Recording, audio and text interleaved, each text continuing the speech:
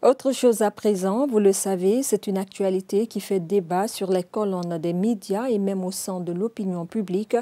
Dans un courrier réponse aux avantages de l'exploitation d'une carrière de schiste, le ministre en charge des mines et de la géologie, à travers son conseil économique et fiscal, demande à l'entreprise CIMAF un montant de 2 millions de dollars pour donner une suite favorable à la requête faite par cette dernière. Et ce courrier, jugé scandaleux pour le département, fait réagir des acteurs du domaine et de la société civile. C'est un reportage de Lamfia Camara. C'est une affaire de présumée corruption qui polarise les attentions et suscite une vague indignation dans l'opinion. L'histoire fait cas à 2 millions de dollars de pots de vin que le ministère des Mines et de la Géologie réclame à la société CIMAF pour l'exploitation d'une carrière de schiste. Cette présumée corruption à grande échelle laisse planer le doute sur la gestion du secteur minier en Guinée.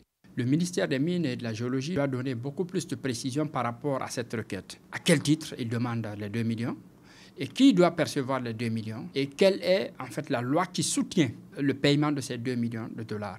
Cette tentative d'extorsion de fonds qui ne dit pas son nom est la preuve de la méconnaissance de l'administration dans son fonctionnement, selon ce chercheur sur les industries extractives. Ce courrier, à mon avis, ne répond pas aux obligations à la fois des dispositions du code minier, mais aussi de la procédure résultant du décret 012-2014 portant gestion des titres et des autorisations. Mais aussi sur le plan de l'encadrement de la RSE, le courrier ne répond à aucune de ces exigences. Par nature, les mines enregistrent énormément de flux financiers, ce qui fait du secteur hautement corruptogène. C'est pourquoi ces acteurs appellent à plus de transparence, au respect des procédures et des textes de loi qui régissent le domaine. C'est un secteur qui impacte énormément la vie de notre pays sur le plan social, environnemental et économique et qui doit quand même appeler à une certaine vigilance dans la façon de gérer nos ressources. Le flou est l'ennemi de la transparence. Le flou est l'ennemi de la gouvernance. Il faut que le ministère des Mines et de la Géologie s'explique par rapport à cette situation qui ne l'honore pas. Cet autre scandale vient s'ajouter à celui du ministère des Infrastructures, dirigé d'alors par Yaya Sow pour des faits de présumée corruption, détournement de deniers publics et complicité autour de passation des marchés publics.